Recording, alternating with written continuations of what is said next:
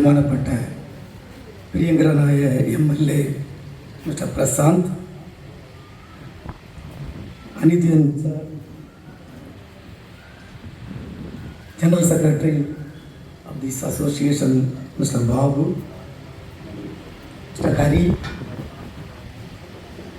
പിന്നെ സുഹൃത്തുക്കളെ, പെരിയോർകളെ, എല്ലാവർക്കും ആദ്യം എന്നോട് നമസ്കാരം.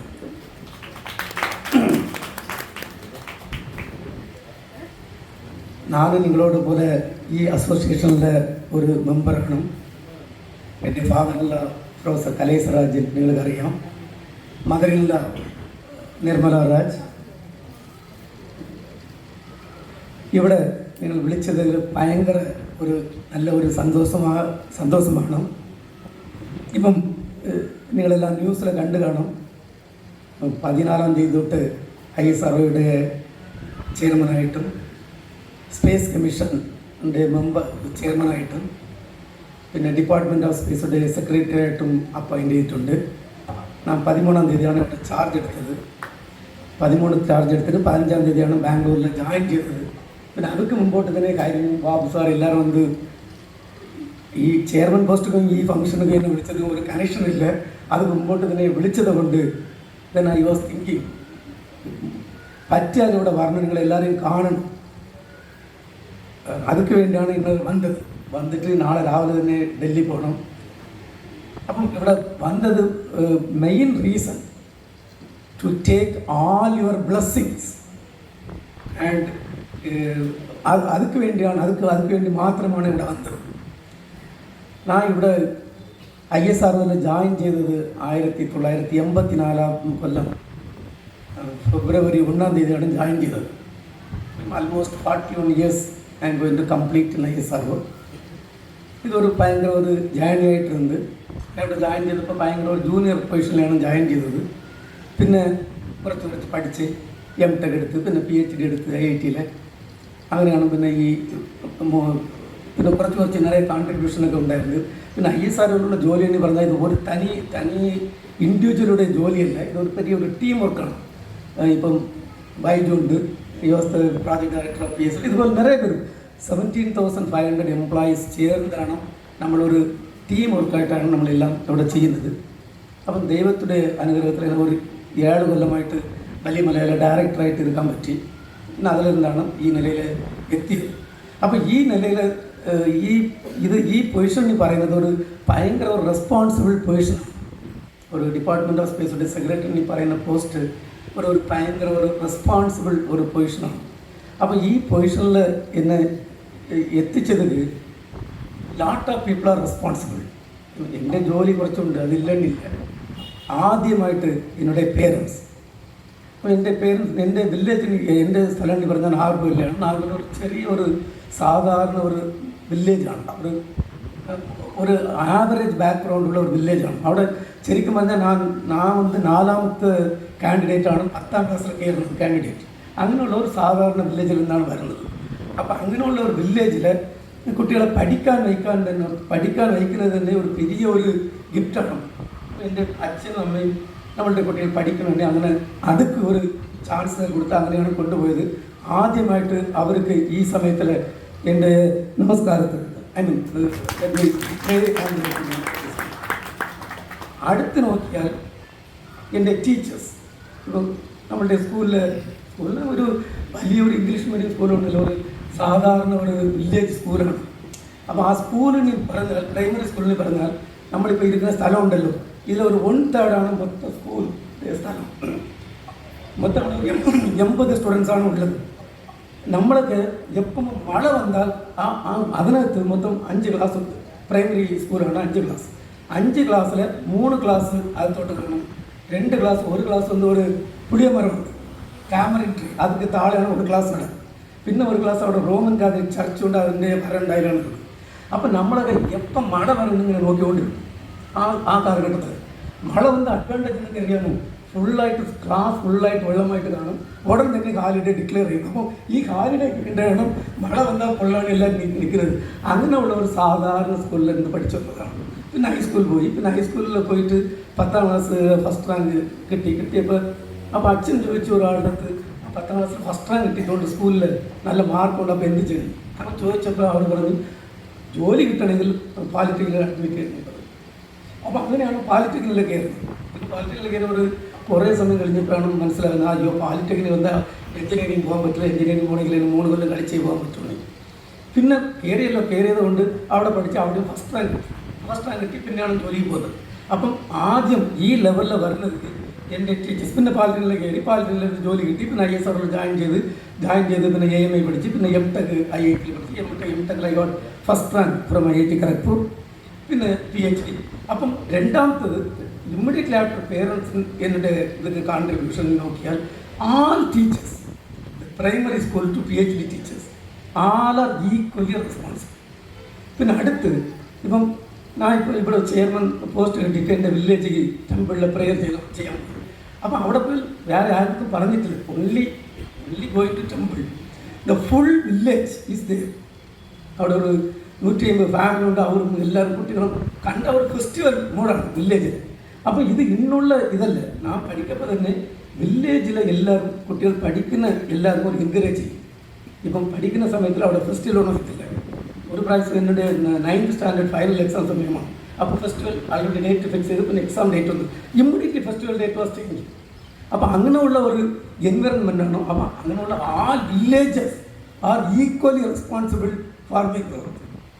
പിന്നെ അടുത്ത് എനിക്കൊരു നല്ല ഒരു ദൈവത്തിൻ്റെ ഒരു അനുഗ്രഹം എന്ന് പറഞ്ഞാൽ ഇവിടെ ജോയിൻ ചെയ്ത ഞാൻ ഇതുവരെ 13 സീനിയർ ഓഫീസറോട് ജോലി ചെയ്തു. 13 സീനിയർ. എല്ലാ സീനിയർ ഓഫീസർ ഇവിടെ തന്നെ കുറവുണ്ടത്തിൽ 2 പേരുണ്ട്. ഇന്ദിരാ മേഡൻ പറയും. പിന്നെ ഇന്ദിരാ മേഡൻ അടുത്താണ് വീട്. പിന്നെ ഒരു GK കുരുല സാറിൻ്റെ ഒന്നുണ്ട്. ഇതുപോലെ 13 സീനിയർ ഓഫീസർ എടുത്ത റിപ്പോർട്ട് ചെയ്തിട്ടുണ്ട്, ഇൻക്ലൂഡിങ് പ്രസന്റ് ചെയർമാൻ സോമനാഥ്. അപ്പം എല്ലാ സീനിയർ ഓഫീസറുടെയും ബ്ലെസ്സിങ്ങിനെ കൊണ്ട് എല്ലാവരും നമ്മൾക്ക്. അപ്പം അടുത്ത റെസ്പോൺസിബിലിറ്റി എന്ന് പറഞ്ഞാൽ സീനിയർ ഓഫീസേഴ്സ് എല്ലാവരുമാണ്. അടുത്ത് എൻ്റെ ഫാദറില മദറില എന്ന് പറഞ്ഞാൽ അങ്ങനെ ഒരിതാണ്. അത് പറയാൻ പറ്റാത്ത ഒരിതാണ്. ഇപ്പം ഇവിടെ 1996 മാരീഡ് കവിത. അപ്പം മാരേജ് ചെയ്തിട്ട് ഇവിടെ സ്റ്റേയിങ് ഒരു ഷോർട്ട് ടൈം ആണ് പ്രധാനത്തിൽ സ്റ്റേ ചെയ്തത്. അപ്പം ഞാൻ രാവിലെ കളിക്ക് തന്നെ എല്ലാം റീഡ് ചെയ്യും, ബുക്സൊക്കെ പഠിക്കും. ഓഫീസിൽ പോയി മുമ്പോട്ട് 7 മണി വരെ എഴുതി എല്ലാം റീഡ് ചെയ്യും. അപ്പം ഫാദറിലെന്ന് പറഞ്ഞാൽ നമ്മൾ പഠിച്ചുകൊണ്ടിട്ട് അവിടെ ഗ്യാരോ ഒരു ഡിസ്റ്റർബൻസേ കാണുന്നു. ഒരു സെക്യൂരിറ്റി പോലെയാണ് അവിടെ കരകരയിൽ നിൽക്കും. ഒറ്റ ഡിസ്റ്റർബൻസ് ഇല്ലാതെ ഒരു എൻവയറൺമെൻറ്റാണ്. ഇപ്പം അങ്ങനെ ഫാദറില്ല. പിന്നെ ഫാദറിലാണ് പഠിക്കുന്നതിന് അത്ര ഒരു ഭയങ്കര സപ്പോർട്ട്, ഫാമിലി സപ്പോർട്ട്, എന്നാലും എല്ലാവരും സപ്പോർട്ട്. അപ്പം ഫാദറില്ല. അടുത്ത് മദറിലാണ്. ഒരു മദറിലായി വിളിച്ച ഒരു കാര്യം പറയണം. நிறைய சப்போர்ட் உண்டு, ஆல்வேஸ் பிளஸ்ஸிங் உண்டு. நான் ഇവിടെ ராக்கெட் லான்ச்சிங் எல்லாம் நடத்தாம போக അവിടെ വീട്ടിൽ കയറും. ഒരു ബ്ലെസ്സിങ് എല്ലാവരും ബ്ലെസ്സിങ് മേടിച്ചിട്ടാണ് പോകുന്നത്. അമ്പലത്തിലൊക്കെ പോകും. പിന്നെ ഇത് ഇവിടെ കയറിയിട്ട് പോകും. അപ്പോൾ കയറപ്പോൾ മദറിലെ കുറേ പൈസ തരും. അതെല്ലാം ബ്ലെസ് ചെയ്തായി.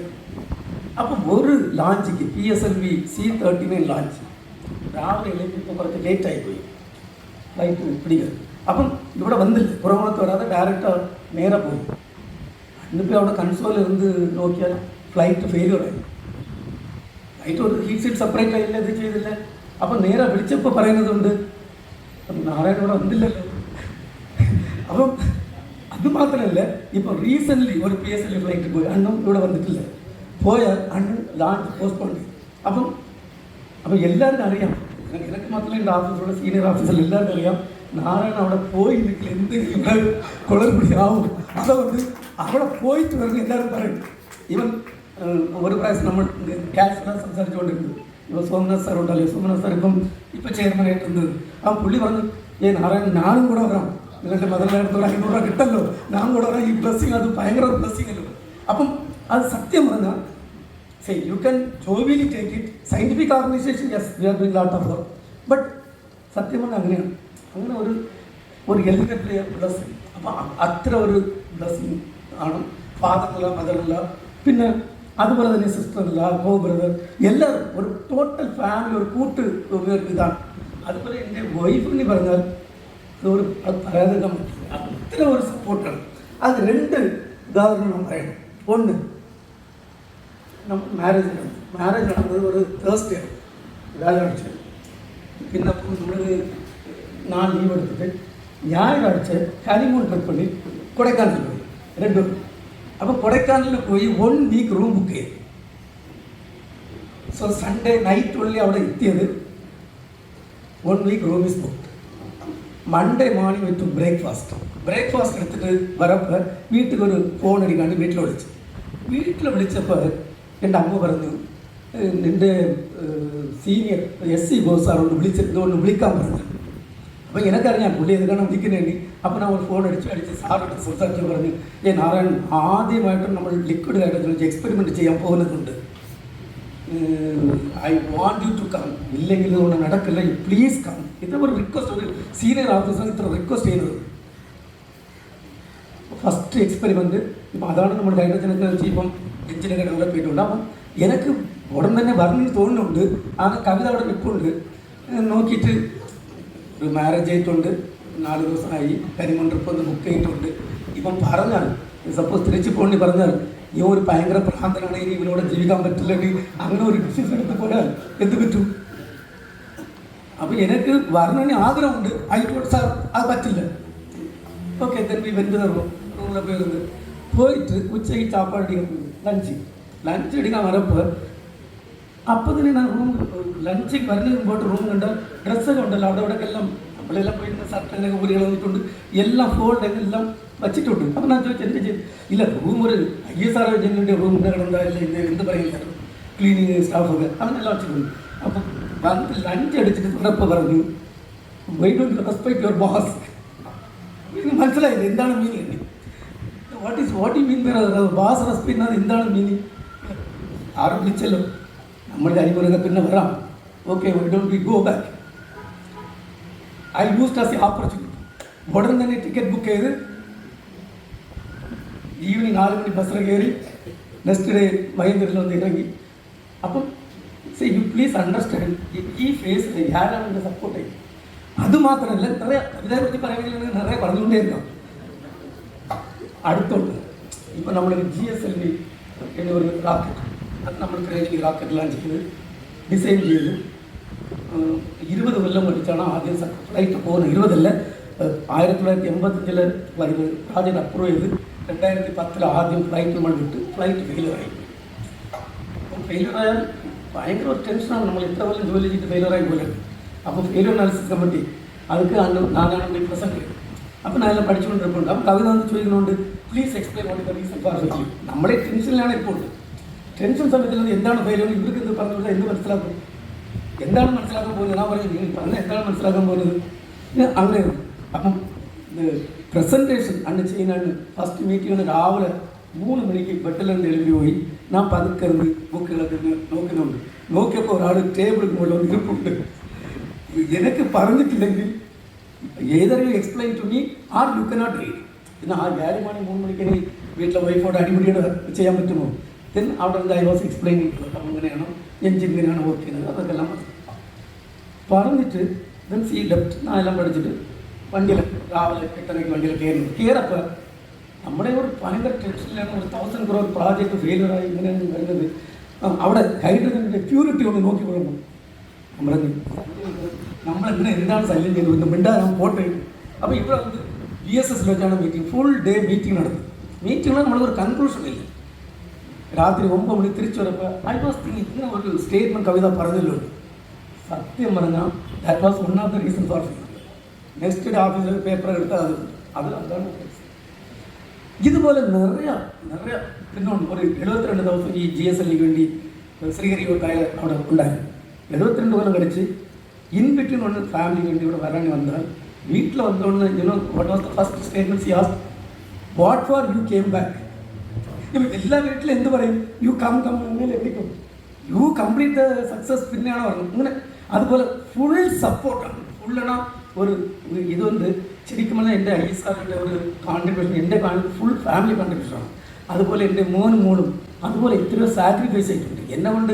അവർക്ക് സത്യമായ ചില സമയത്തിൽ ഞാൻ ഇപ്പോൾ ഒരു 10 days മുമ്പോട്ട് റാക്കറ്റ് ലോഞ്ച് പോയപ്പോൾ ഭയങ്കര മൂടോട്ടായ ഒരു ഫ്രണ്ട് വീട്ടിൽ നിന്ന് ഡല്ലായിട്ടുണ്ട്. അപ്പോൾ എന്തെണ്ണം എൻ്റെ മക്കൾ ഞാൻ ഒന്നും ചെയ്തിട്ടില്ല. അവരുടെ പഠിത്തത്തുക അവരെ കുറിച്ച് ഒന്നും ചെയ്തിട്ടില്ലല്ലോ, ഇങ്ങനെയാണ് നമ്മൾ വന്നിട്ടുള്ളത്. അപ്പം ഇങ്ങനെ ഒരു വലിയ സപ്പോർട്ടുണ്ട്. ഇതൊക്കെല്ലാം കൂടെ ഏറ്റവും കൂടിയ ഒരു സപ്പോർട്ടെന്ന് പറഞ്ഞാൽ ദൈവത്തിൻ്റെ ഒരു അനുഗ്രഹം. ദൈവം പറയുന്നത് ഇവിടെ നിങ്ങൾ ക്രിസ്ത്യൻ കാണാം, മുസ്ലിംസ് കാണാം, ഹിന്ദുസ് കാണാം, എല്ലാം all forms are gods are same ഉണ്ട്. സോ ദൈവത്തിൻ്റെ ഒരു അനുഗ്രഹം ഞാൻ സ്ട്രോങ് ആയിട്ടൊരു ബിലീവ് ചെയ്യുന്ന ഒരാളാണ്.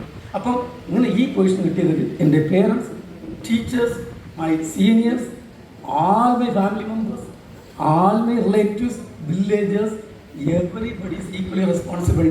In that context, you are also one way or other responsible, because I have got a lot of blessing from one way or other, all of you, even by way of smile or this one have got the blessing.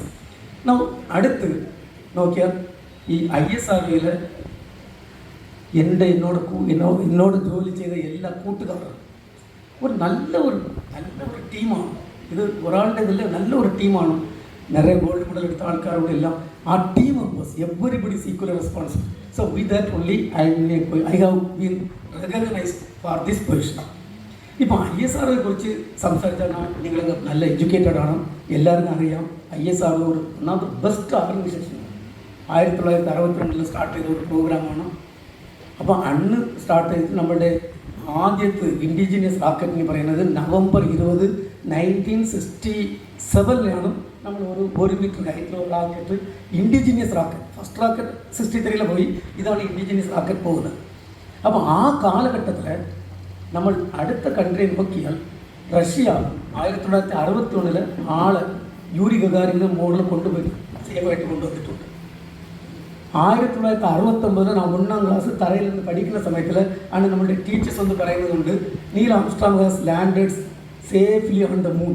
അപ്പോൾ ആ സമയത്തിൽ നമ്മളിങ്ങനെ ഒരു LKG ലെവലിലാണ് ഇങ്ങനെ racket ചെയ്തുകൊണ്ടിരിക്കുന്നത്. അത് മാത്രമല്ല, ഇനിഷ്യൽ ഫേസ് നിങ്ങൾക്കെല്ലാം അറിയാം, ISROയിലെ റാക്കറ്റ് നമ്മളുടെ സൈക്കിളിലാണ് ആൾക്കാർ കൊണ്ടുപോകുന്നത്. അത് ഫോട്ടോസൊക്കെ അറിയാമല്ലോ. പുതിയ സൈക്കിൾ പഴയ സൈക്കിൾ വെച്ച് കെട്ടിയാണ് കൊണ്ടുപോകുന്നത്. അതുപോലെ ഒരു സാറ്റലൈറ്റ്, ആപ്പിൾ സാറ്റലൈറ്റ് എന്ന് പറയുന്നത് ബാംഗ്ലൂരിലെ ഒരു ടെസ്റ്റിന് വേണ്ടി കാളവണ്ടി അറിയാമല്ലോ, കാളവണ്ടീൻ്റെ മലയാളത്തിൽ കറക്റ്റായിട്ട് കാളവണ്ടി, ഒറ്റ കാളവണ്ടിയിലാണ് കൊണ്ടുപോകുന്നത്. അപ്പോൾ അങ്ങനെയുള്ള പ്രോഗ്രാമിൽ സ്റ്റാർട്ട് ചെയ്ത് ഇന്ന് നോക്കിയാൽ ഒരു ഏറ്റവും ഒരു പ്രധാനപ്പെട്ട ഒരു നാടായിട്ട് മാറിയിട്ടുണ്ട്. നല്ല നല്ല നല്ല സക്സസ് വന്നിട്ടുണ്ട്.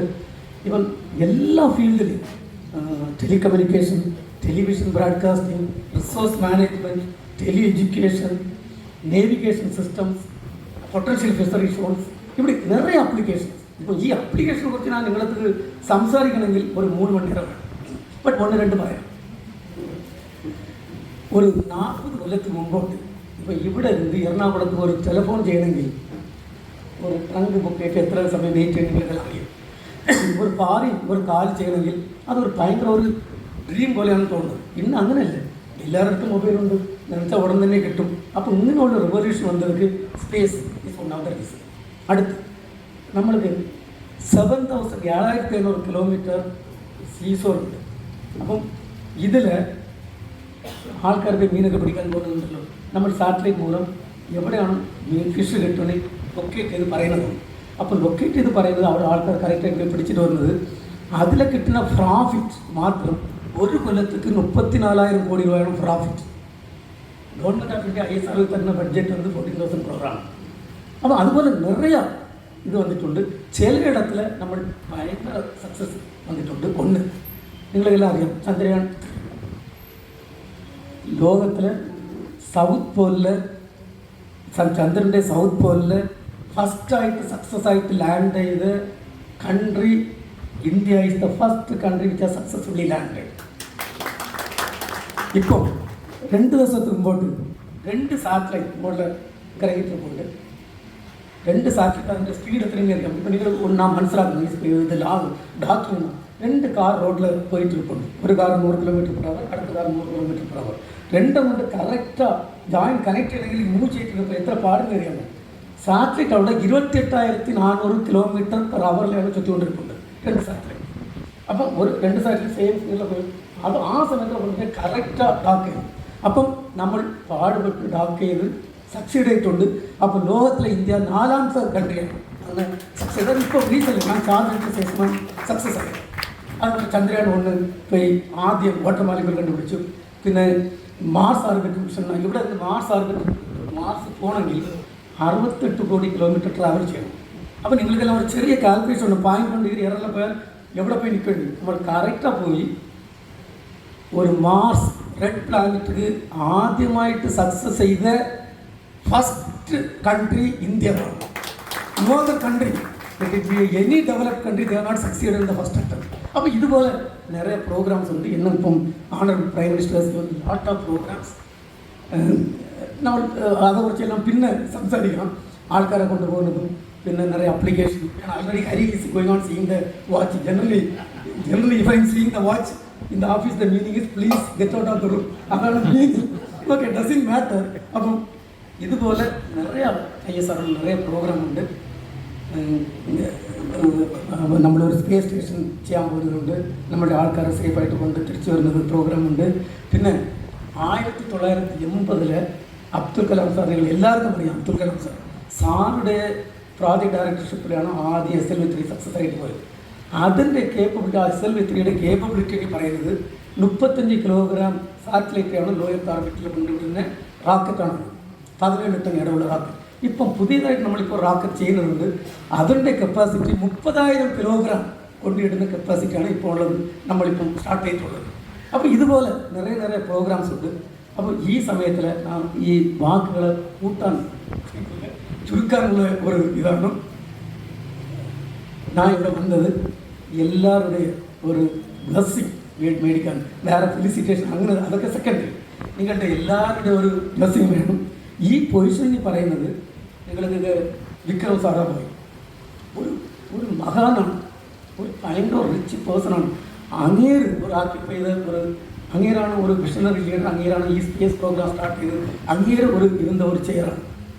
അടുത്ത് പ്രൊഫസർ സതീഷ് ധവാൻ പറഞ്ഞാൽ നിങ്ങൾക്കും അങ്ങനെ ഞാൻ ഒരു വാക്യങ്ങളും പറയാം. He's A institution builder. IISc ഡയറക്ടറായിരുന്നു.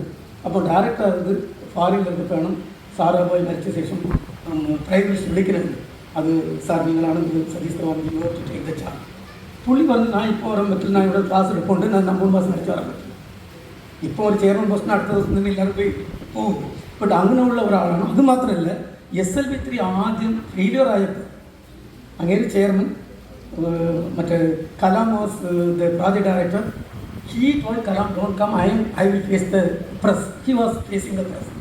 രണ്ടാമത്തത് സക്സസ് ആയപ്പോൾ പുള്ളി സ്റ്റേജിൽ പോയിട്ടില്ല. കലാം ടീമിൽ പോയാണ് യു ഗോ ആൻഡ് സീ. അപ്പോൾ ഇങ്ങനെയുള്ള ഒരു ആൾ ഇരുന്ന ഒരു സീറ്റാണ്.